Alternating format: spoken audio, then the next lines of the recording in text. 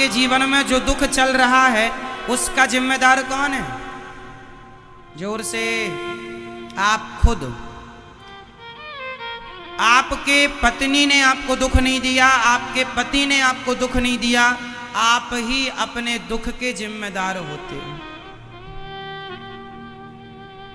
हमने कोई पाप किया होगा, वह पाप ही हमें दुख बन करके प्राप्त हो रहे हैं। इसलिए कहता हूं, जीवन में जब दुख आए तो किसी को दोष मत दीजिएगा। जीवन में जब दुख आए तो किसी को दोष ना दीजिएगा, क्योंकि हमारे दुख का जिम्मेदार पेड़ बोए बबूल का, तो आम कहां से आए। आपके जीवन में जो दुख आया है वह किसी ना किसी जन्म का आपका ही पाप दुख बन के मिला है। अच्छा, दुख क्यों मिलता है? जब हम पाप करते हैं तो पाप ही हमें दुख बन के मिल जाता है, और जब हम पुण्य करते हैं तो हमारा पुण्य ही हमें सुख बन करके मिल जाता है।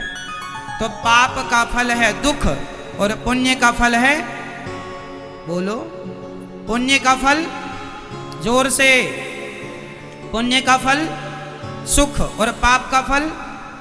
आपका पति अच्छा है तो आपने कोई पुण्य किया है तो अच्छा पति है। आपकी पत्नी अच्छी है तो आपका पुण्य ही आपकी पत्नी बनकर मिल गई। आपका पति बुरा है, आपकी पत्नी बुरी है, तो आपका पाप ही आपको पत्नी और पति के रूप में मिला है। ये तुम्हारे ही कर्म दंड हैं, भोगने पड़ेंगे, चाहे हंस के भोगो। आपका बेटा अच्छा है, यह भी आपका कर्म दंड है, और आपका बेटा बुरा है, यह भी आपका। अच्छे कर्म किए तो बेटा अच्छा, बुरे कर्म किए तो बेटा बुरा। अच्छे बुरे कर्मों का दंड ही हमें सुख दुख के रूप में मिलता है। इसलिए कहता हूं, न देना दोष किस्मत को, विपत्ति तो सब पे आती है। न देना दोष किस्मत को, विपत्ति तो सब पे आती है। विपत्ति आई अंधा अंधी पे, लाल श्रवण सपाया था। विपत्ति आई अंधा अंधी पे, लाल श्रवण सपाया था।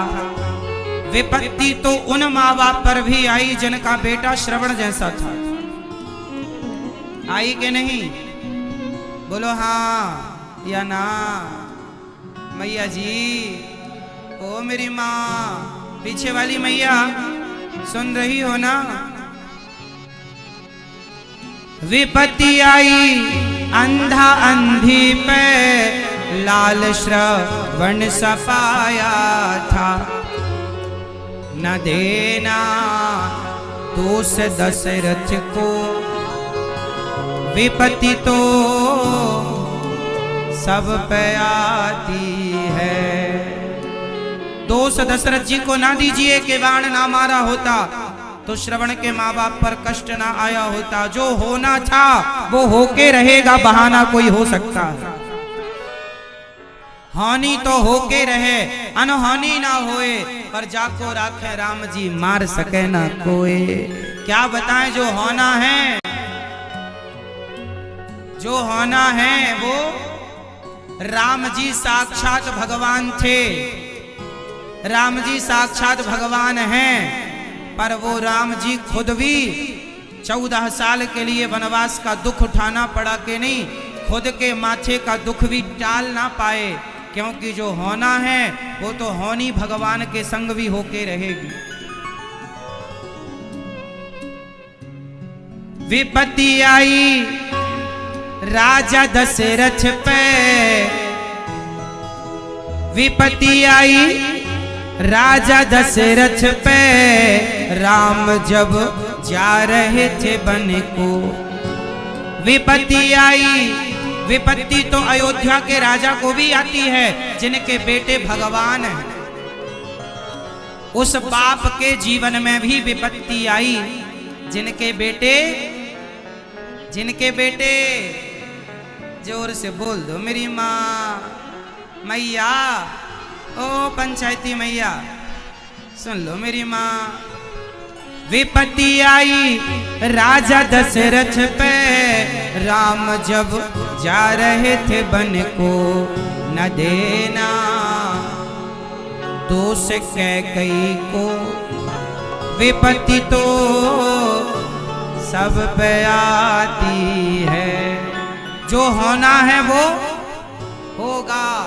राम जी के पिता पर भी विपत्ति आई, तो हमारे और आपके जीवन में विपत्ति आ जाए तो घबराया ना करो। विपत्ति आए तो मजबूती से भगवान के चरणों को पकड़ के रखा करो। ये वक्त भी गुजर जाएगा, ये वक्त भी, ये मुसीबत का वक्त भी गुजर जाएगा। ये मुसीबत की घड़ियां भी, बोल दो ना मेरी माँ, बोलो ये वक्त भी गुजर जाएगा, ये वक्त भी गुजर जाएगा। अच्छे वक्त का इंतजार करो, आएगा, वो दिन भी आएंगे। सुदामा का सारा जीवन एक सा नहीं रहा, किसी का समय एक सा नहीं रहता मेरी मां। समय सबके बदलते हैं। अच्छों का समय बुरा आ जाता है और बुरे का समय सबका बदलता है, सबका समय आता है। हमारे यहाँ कहावत है, आप बताओ जयपुर वासी, आप लोग अपनी कॉलोनी का, सोसाइटी का कचरा जहां फेंकते हैं उस जगह को क्या बोलते हैं? पहले तो देखो गांव होता था, गांव का कचरा एक जगह फेंकते हैं ना, उसे बोलते हैं घूरा। हमारे यहाँ घूरा बोलते हैं। अब आप बताओ आप क्या क्या बोलते हैं? गांव में जो कचरा फेंकते हैं ना एक जगह, उसको क्या बोलते हैं? चलो जो आप बोलते हैं, पर अभी हमारा वाला समझो। जहां हमारे गांव में कहावत है कि घूरे के दिन भी बदलते हैं, घूरों के दिन भी, जोर से, घूरों के दिन भी बदलते हैं। जहां गांव भर का कचरा फेंका जाता था, कई बार वहां मंदिर भी बन जाया करता है, वहां लोग माथा टेकते हैं। तो समय उस जगह का भी बदलता है जिस जगह पर लोग कचरा फेंकते थे। तो समय बदलता है, इसलिए आज समय बुरा है तो कल अच्छा आएगा। बस इंतजार करो भगवान का चिंतन करते हुए, उस पल का घबराना मत। विपत्ति आई माता द्रौपदी पर, सभा में चीर हरण करते, न देना दोष कौरवों को। क्यों? विपत्ति तो सब पे आती है। तो विपत्ति आएगी, आप मानो। क्या भगवान श्री कृष्ण पर विपत्ति नहीं आई? हाँ, दुनिया का दुख हरने वाले भगवान को भी दुखवान पड़ा। दुनिया का दुख हरने वाले, दुनिया का दुख हरने वाले भगवान को भी दुखवान पड़ा। सारी दुनिया का दुख मिटाने वाले भगवान। विपत्ति आई कि नहीं? जेल में जन्म लिया भगवान ने। अरे जेल में जन्म लेना कोई अच्छा होता है क्या? इससे बड़ी विपत्ति क्या होगी जब कोई बच्चा जेल में जन्म ले, दुनिया के दुख हरने वाले, भगवान को भी दुख आने पड़ा, जग को रोशन करने वाले, वो काली रात में आन पड़ा।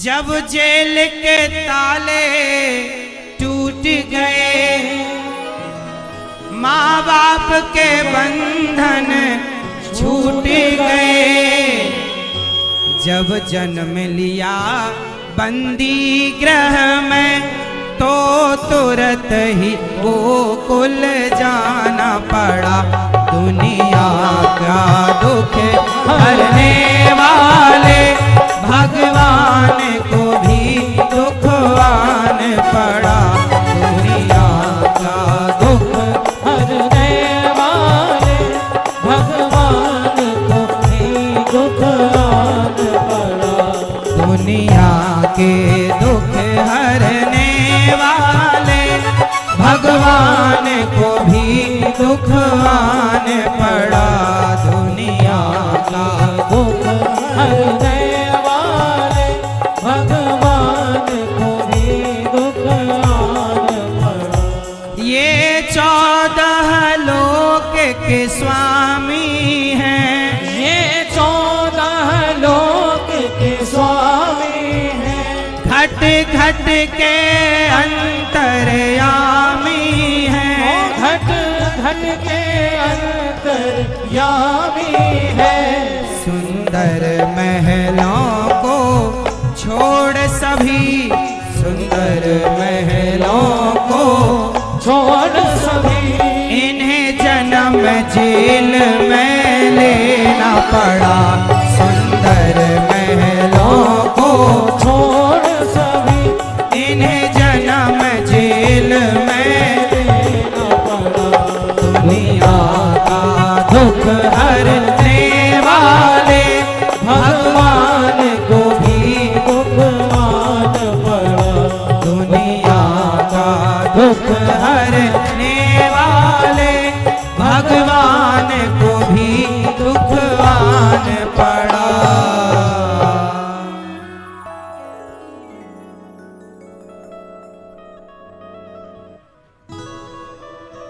क्या बताएं, इसलिए कहता हूं जीवन में विपत्ति आए तो बड़ी सरलता, बड़ी सहजता से उस विपत्ति के दिनों को काट लो, समय को काट लो भैया, किसी बहाने से। लिखा किस्मत में मिटता नहीं मिटाने से, लिखा, बोलो लिखा, लिखा किस्मत में मिटता नहीं मिटाने से, समय को काट लो भैया किसी बहाने से। ये विपत्ति का समय बस जैसे तैसे कट जाए सो काट लो, क्योंकि इसके बाद अच्छा वक्त भी आएगा, आप आशा रखिएगा। इन बताइए, धन प्राप्त करने के लिए, नाम इज्जत कमाने के लिए, खूब पैसा कमाने के लिए क्या करना चाहिए? क्या करना चाहिए? क्या करना चाहिए? बहुत सारी सकारात्मक उस दिशा में मेहनत करनी चाहिए जिस दिशा में हमें आगे बढ़ना है। अर्थात जीवन में आज जितने लोग सफल हैं, चाहे टाटा, बिरला, अडानी, अंबानी, बिल गेट्स इत्यादि, जिनका भी आप नाम जानते हैं, इन लोगों ने बिना मेहनत किए सक्सेस प्राप्त कर ली हो। कैसा है? क्या बिना मेहनत किए सफल हो गए हैं? आज जयपुर में जिनका नाम है, जिनका भी आप नाम जानते हैं, सक्सेसफुली व्यक्ति हैं, क्या वो बिना कुछ किए सक्सेस हो गए? क्या वो दिन में सोते सोते सक्सेस हो गए? क्या वो टीवी क्रिकेट देखते देखते सक्सेस हो गए? इसका अर्थ है, हनुमान जी जब लंका गए तो हनुमान जी से कहा था मैनाक पर्वत ने, हनुमान जी थक गए होगे, थोड़ा सा विश्राम कर लीजिए। तब हनुमान जी ने जो बात कही थी वो आज के युवाओं के लिए संजीवनी बूटी है। हनुमान जी ने कहा था कि राम काज कीन्हे बिनु मोहि कहाँ विश्राम। जब तक मैं राम जी का कार्य पूरा नहीं कर लेता तब तक मैं विश्राम नहीं करूंगा। यही है वो मूल मंत्र कि आप तब तक काम करते रहें, तब तक चलते रहें जब तक आप सफल नहीं हो जाते। पलट पलट कर पीछे देखने वाले लोग इतिहास नहीं रचते। इसलिए आगे जाना है। बता दो जयपुर के यूथ को, बता दो यहाँ के नौजवान दोस्तों को, भाइयों को और मेरी प्यारी बहनों को कि जीवन में आगे बढ़ना है तो आप सबसे पहले अपने अंदर की ये सोच डिलीट कर दें कि आप ये काम नहीं कर पाएंगे। इस धरती पर, इस संसार में ऐसा कोई काम नहीं है जो आप और हम ना कर सकें। पहले तो नेगेटिविटी मिटाइए। आपके पांव की बेड़ी, पहली बेड़ियां यही हैं जब आपसे दुनिया ये कहती है कि तुम ये नहीं कर सकते, तुमसे ये नहीं होगा। ये जो है ये पहली बेड़ियां हैं, इन्हें काटना पड़ेगा। बोलो मेरी माँ। आप लोगों ने भी सुना होगा ये बात लोगों के मुंह से, ये काम तुम नहीं कर सकते, ये तुमसे नहीं होगा, ये तुम्हारे बस का नहीं है। Nothing is impossible, everything is possible. इस धरती में ऐसा कौन सा काम है जो आप नहीं कर सकते, जो हम नहीं कर सकते? आप बताइए। कल्पना चावला चली गई अंतरिक्ष तक। जब हम चांद तक जा सकते हैं, मंगल ग्रह तक जा सकते हैं, तो बताइए अब हम क्या नहीं कर सकते? करने का जुनून हो, कर गुजरने का भाव हो तो सब हो सकता है, वरना खटिया तोड़ने वाले इतिहास नहीं रचा करते। खटिया तोड़ने वाले इतिहास नहीं रचा करते। जीवन में कुछ करना है तो इतनी मेहनत करो कि पांव में कांटा चुभा है तो उस चुभन को कह दो, उस दर्द को कह दो कि अभी इस दर्द को, इस दर्द में ठहरने का समय नहीं है। जब आप अपने शरीर के दर्द को ये कहने लग जाएंगे कि दर्द अभी कुछ दिन और रुक जा, अभी तुझे समय देने के लिए मेरे पास वक्त नहीं है, तो दर्द भी अपने आप हाथ जोड़ लेगा, भैया मैं आके करूं क्या, ये तो देखता ही नहीं।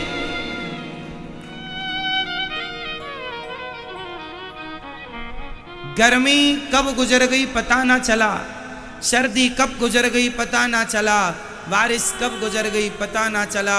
जीवन में जो सक्सेस हैं उनसे पूछ लो कि ये कौन सा मौसम चल रहा है, उन्हें पता ही नहीं कि मौसम कौन सा है, क्योंकि वो मौसम के हिसाब से नहीं, वो अपनी जिंदगी अपने हिसाब से जीते हैं। हमारे लिए तो हर दिन सावन भादों है, हम मान लें। आपका सावन साल में एक बार आता है, अपना सावन 24 घंटे 12 महीने रहता है। आपकी दीपावली साल में एक बार होती है, अपनी दीपावली 365 दिन होती है। आपकी होली एक दिन होती है, अपनी होली 12 महीने। कब खेलना है बताओ? आई एम रेडी, है ना? तो जीवन में आपको आगे जाना है, सक्सेस होना है, तो उसके कुछ फॉर्मूले हैं कि पहला फॉर्मूला तो यही है कि आप थके ना, आप अपने लक्ष्य को प्राप्त करने के पहले पलट कर देखें ना, जमाने की वो बातें सुने ना जो आपको रोक रही हैं। फिर देखो आप सफल हो जाएंगे। आज हमारे देश का यूथ क्या कर रहा है? आपने दुनिया के किसी दूसरे देशों में 2020 ना देखा होगा। हमारे भारत के अतिरिक्त दुनिया के किसी देश में 2020 नहीं होता। क्रिकेट मैच होता है?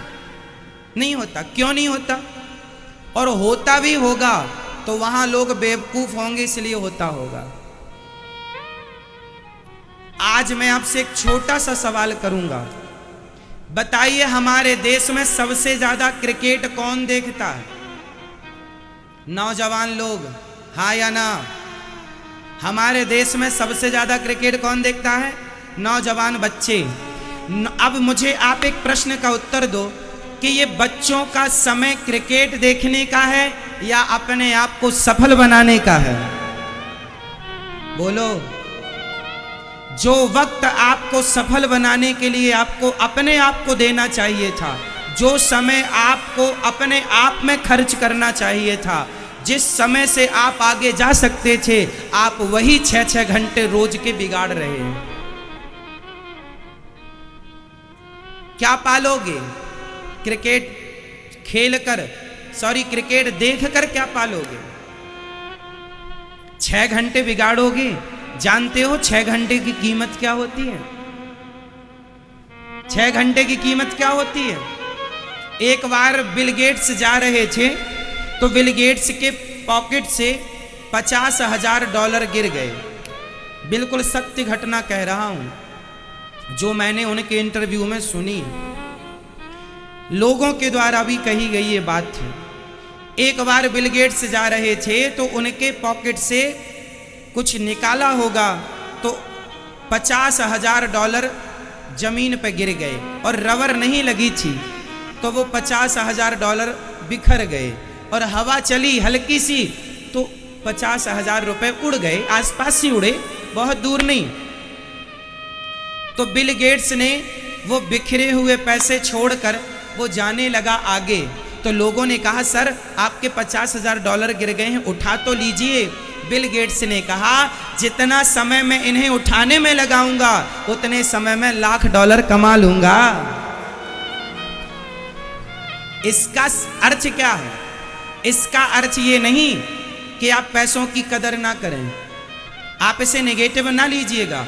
इस कथा को पॉजिटिविटी से समझिएगा कि बिल गेट्स का कहना यह था कि $50,000 उठाने में जितना समय लगेगा उतने समय में मैं $1,00,000 कमा लूंगा। मतलब वो आदमी इसलिए सक्सेस हुआ क्योंकि वो समय की वैल्यू जानता है कि समय क्या होता है, क्योंकि वो किसकी कदर करता है?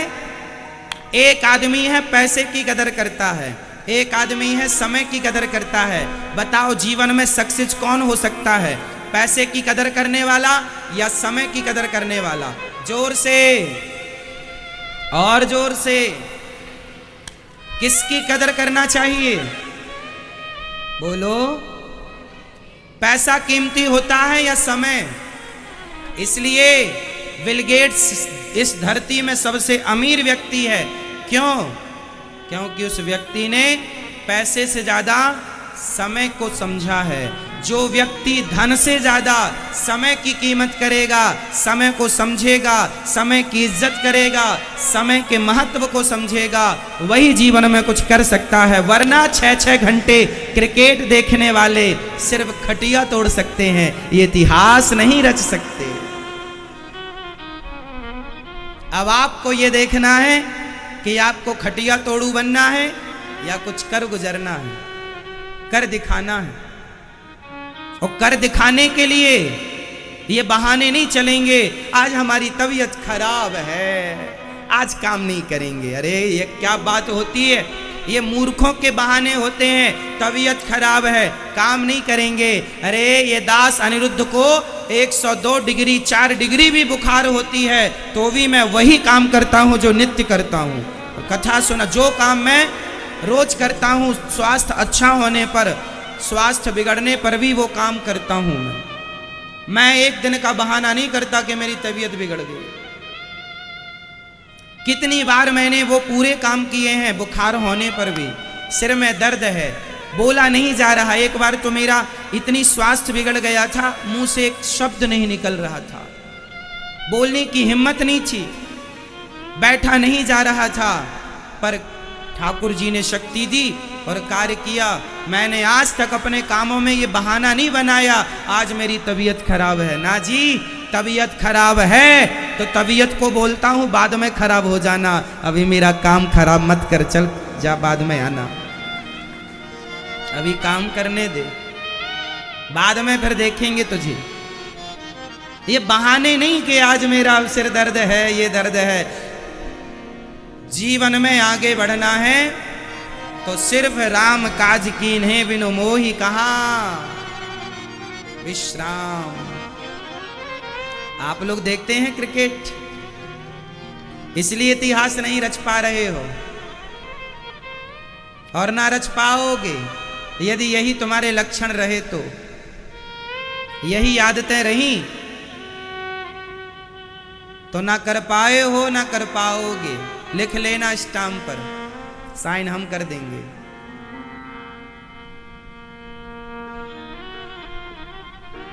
क्यों जी, सही है। जीवन में जो सक्सेस हो चुका है उसके पास जाकर बैठो और उससे पूछो कि सक्सेस होने के लिए एक दिन में कोई सक्सेस नहीं होता, और एक दिन में किसी को सफलता मिल भी गई तो याद रखना वो सफलता टिकाऊ नहीं होती। लंबे समय से जो व्यक्ति सफल होने का प्रयास कर रहा है, जब वो सफल होता है तो तूफान ला देता है दुनिया के लिए।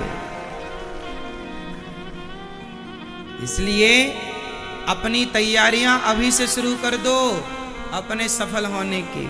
इतिहास रचना है आपको, इतिहास लिखना है आपको। कोई महाराणा प्रताप को एक दिन में नहीं जान गया, उनके एक बलिदान को लोग नहीं जानते, उनके सैकड़ों बलिदान को लोग जानते, उनकी सैकड़ों गाथाएं। क्यों जी, महाराणा प्रताप की गाथा कोई एक नहीं है, सैकड़ों गाथाएं, सैकड़ों कहानियां हैं, वो सैकड़ों बातें हैं जिनसे हम उनसे कुछ सीख सकते। वो आपकी तरह समय नहीं जाया करते थे, वेस्ट नहीं करते थे, बैठे तमाशा देख रहे हैं। जीवन में महाराणा प्रताप के बारे में आप सब जानते हैं कि हल्दी घाटी के युद्ध के बाद जब उनकी सेना कमजोर पड़ने लगी तो वो जंगल चले गए और जंगलों में जाकर के घास की रोटी खाई है, कंदमूल फल खा करके जंगली सेना तैयार की है, और जंगली सेना तैयार करके फिर एक बार हौसला लेकर के फिर दुश्मनों से लोहा लिया है। तो ये क्या है जीवन में? देखो, जीवन में एक व्यक्ति होता है हार जाता है, और एक व्यक्ति वो है जो हारने का नाम ही नहीं लेता। अच्छा बताओ, असफल किसे कहते हैं? असफल व्यक्ति की परिभाषा बताइए, फटाफट बताइए। आपकी जरा सी परिभाषा के लिए समय जाया नहीं करूंगा मैं। बताइए, असफल व्यक्ति की परिभाषा क्या है? जोर से। जो व्यक्ति सफल होने के प्रयास जिसने छोड़ दिए हैं, जिस व्यक्ति ने सफल होने का प्रयास छोड़ दिया है, उसे आप असफल कहिए। और जो 100 बार असफल होकर भी यदि सफल होने का प्रयास कर रहा है, आप उसे असफल व्यक्ति नहीं कह सकते। 100 बार असफल होने पर 101वीं बार जो सफल होने का प्रयास कर रहा है, आप उसे असफल कैसे कह सकते हैं? असफल वो हैं जिन्होंने सफल होने के प्रयास छोड़ दिए। इसलिए आप क्या हैं? सफल होने की कोशिश है या कोशिश ही छूट गई है? वो उम्मीद ना छोड़िएगा, वो कोशिश ना छोड़िएगा, वो पॉजिटिविटी ना छोड़िएगा, वो अपनी सकारात्मकता ना छोड़िएगा। 100 बार हार कर इंसान एक बार जीत जाता है, और एक बार जीत गया तो 100 बार की हार ही उसे जिता देती है। इसलिए विश्वास भगवान पर रखिएगा और कर्मशील व्यक्ति बनिएगा, कर्म करते रहिएगा। कर्म ना करने वाले से कर्म करने वाला श्रेष्ठ होता है। एक बात बताइए, एक पढ़ा लिखा इंजीनियर, टॉप किया हुआ लड़का कुछ नहीं करता। जयपुर में एक पढ़ा लिखा टॉप बच्चा, हर सब्जेक्ट में टॉप किया, बड़ा नाम बड़ी इज्जत शिक्षा के क्षेत्र में बनाई, टॉपर है, पर वो कुछ नहीं करता।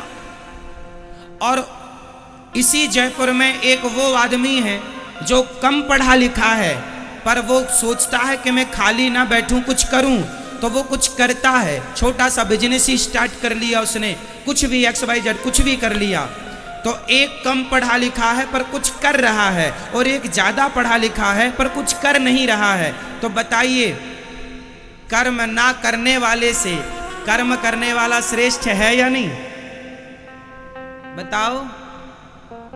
कई लोग तो इसलिए काम नहीं करते, अरे मैं तो ज्यादा पढ़ा लिखा हूं, मैं ये नौकरी क्यों करूं। अरे जब आप ज्यादा ही पढ़े लिखे हैं तो नौकरी ही क्यों करना, नौकरी लेना ही क्यों। आप तो पढ़े लिखे हैं, नौकरियां देने वाले बन जाओ ना। नौकरियां लेने वाले में उनको रहने दो जो कम पढ़े लिखे हैं।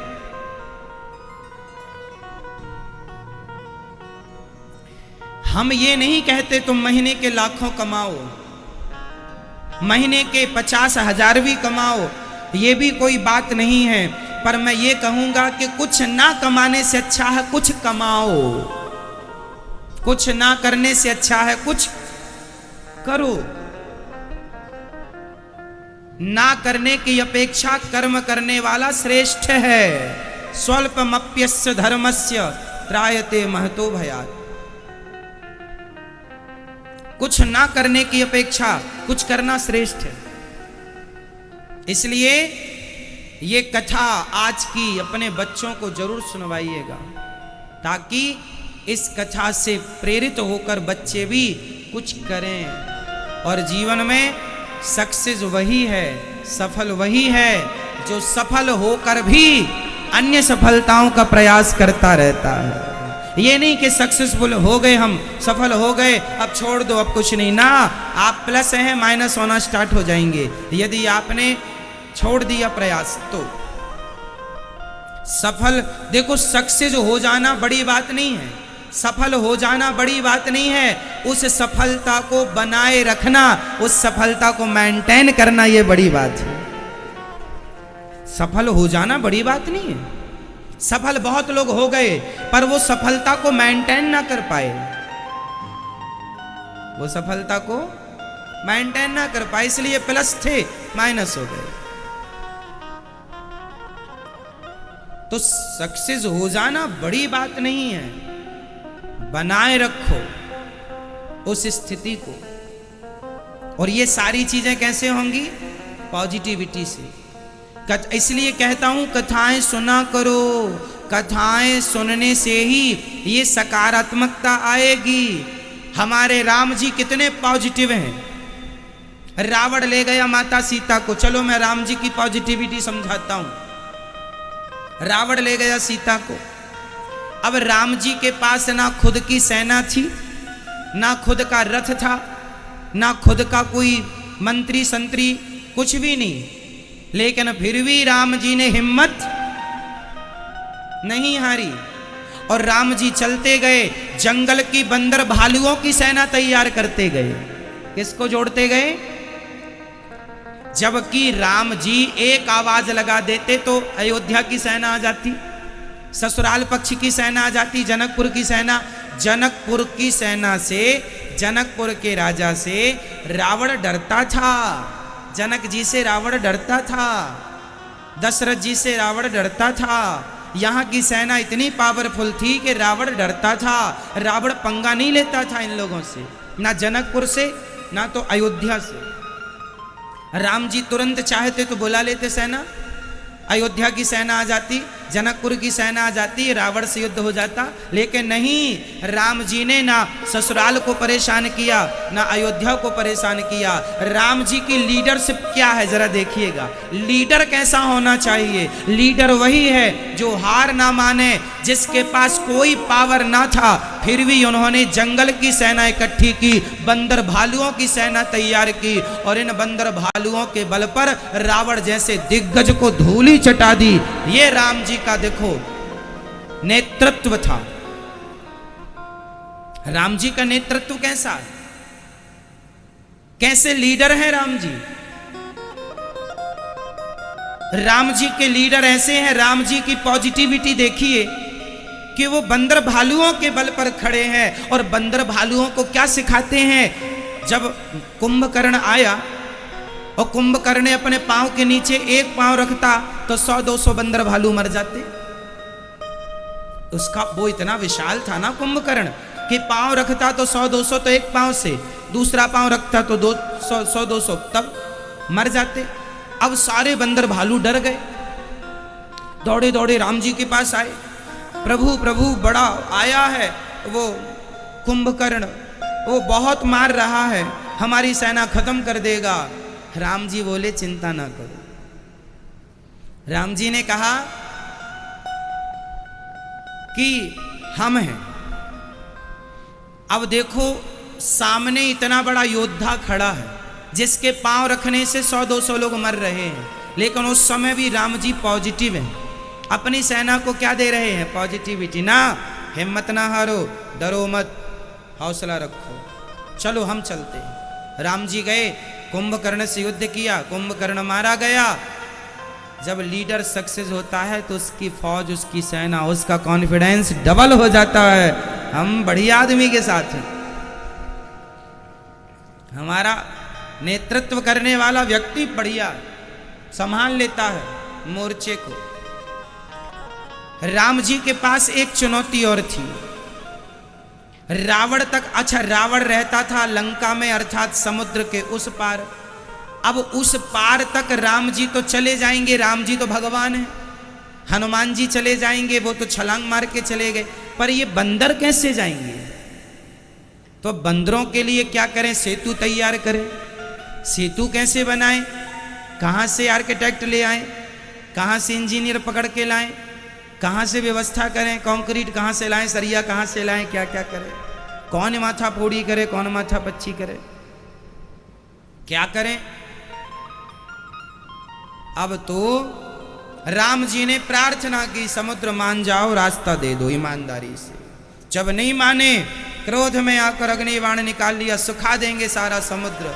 चरणों में गिर पड़े, कहा सेतु का निर्माण। नल नील बड़े बुद्धिमान थे। पत्थर पर एक पे रा लिखा, दूसरे पे मां लिखा, पत्थर जुड़ते गए और सेतु तैयार हो गया। राम जी के जीवन में जितनी बड़ी चुनौतियां थी, हमारे जीवन में इतनी बड़ी चुनौतियां कभी हो ही नहीं सकती। और राम जी ने हर चुनौती से लड़ना सीखा है। इस संसार में एक भी आदमी ऐसा नहीं है जिसके जीवन में संकट ना आते हो या ना आया हो। कोई संकट आने पर परेशान हो जाता है, कोई हार जाता है, तो कोई संकट आने पर और मजबूत होकर उस संकट से लड़ करके संकट को पराजित कर देता है। हाँ, मुसीबतें तो आएंगी आएंगी, आप ये सोचें आए ना, हो नहीं सकता। राम जी के जीवन में भी आई, पर राम जी आगे बढ़ते चले, बढ़ते चले, बढ़ते चले। बोलिए राजा।